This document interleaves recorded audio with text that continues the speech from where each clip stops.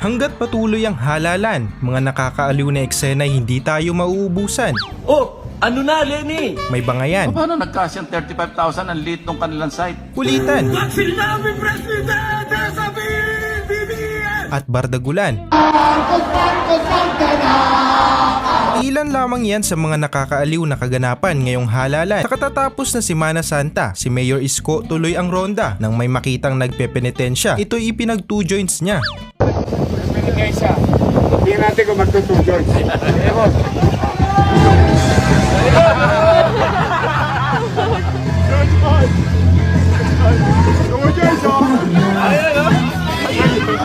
Organic!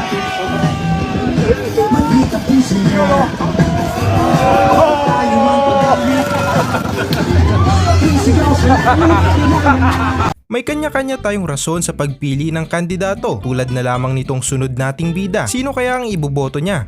3, 2, 1, go! Bakit si Isko? Bili ko lang kasi maganda ngayon yung Maynila lansan niya. Kayo sir, bakit po si Manny? Hindi rin din mananalo kaya buboto ko na lang. Sa halalan, hindi mawawala ang bardagulan. Kaya si Atty. Guanzon na tinaguri ang Queen of Bardagulan ay muling pinatamaan si BBM sa naganap na rally sa District 2 ng Quezon City. Bakit hindi si Bongbong Marcos ang kalabanin niyo? Iyan ang totoong salot sa Pilipinas! Salot Marcos! Salot Marcos! Salot Marcos! Salot Marcos! Salot Marcos! Salot! Bakit hindi si Bongbong ang kalabanin niyo? Ilang nanakaw yan! Marcos!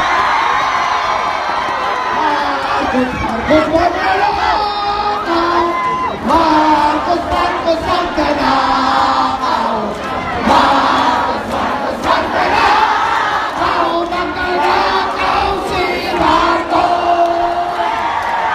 Hanggang saan nga ba aabot ang pangangampanya mo? Kung may house-to-house campaign, aba ang mga kakamping ay may mall-to-mall na rin. Ito lang ating pinuno, handa nang magsilbi. Husay at tibay puso at isip. Kay Lenny tayo, Alfredo, oh. Kay Lenny tayo, Alfredo, oh, oh. Kaya tayong ipunyakan, magtitig hanggang huli.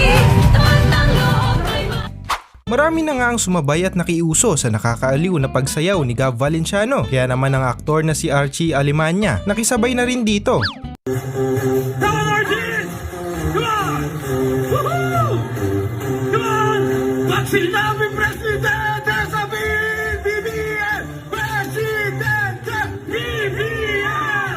Presidente, BBM! Pag sinabi, Presidente, sabihin, Sara! Presidente, Sara! Presidente, Sara!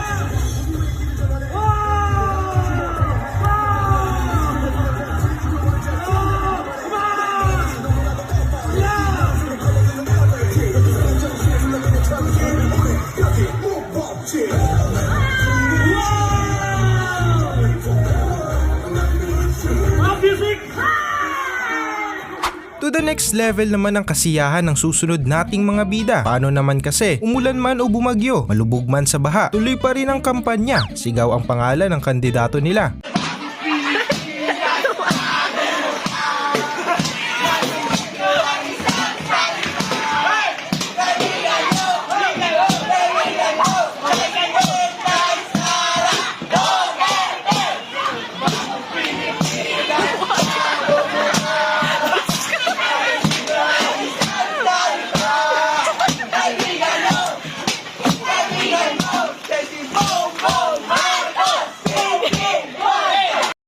Agaw pansin naman ang sasakyang ito. Nagmistulang present si BBM kahit nakaraban ito ng Lenny Kiko.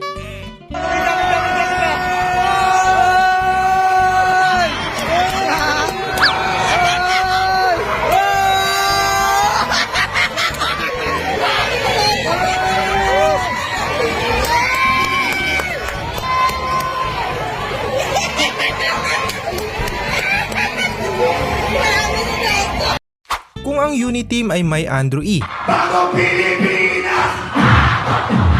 Si Isko naman ay may Yang Wan. Yun nga lang, si Yang Wan ay tila binasag ng katahimikan. Pinakamaingay! Dito ba ang pinakamaingay?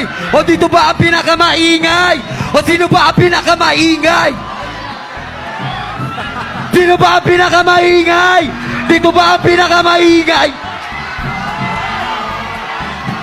Sino ba ang pinakamaingay? Dito ba ang pinakamaingay? O dito ba ang pinakamaingay?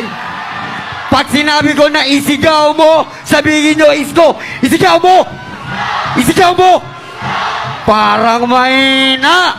Pinuna naman ni Senator Ping Lacson ang kampo ni na VP Leni Robredo tungkol sa mga pagmamanipula raw nito sa bilang ng mga dumalo gaya na lamang sa rally ng Lenny Kiko sa Cabanatuan. Alam niyo ba yung site na nakita namin? Hindi ako makapaniwala, hindi kakasya 2,000 tao. Nadaanan pa namin yung mga tricycle. Hinihintay yung kanilang pasahero na hinyatid nila doon. May mga balloons.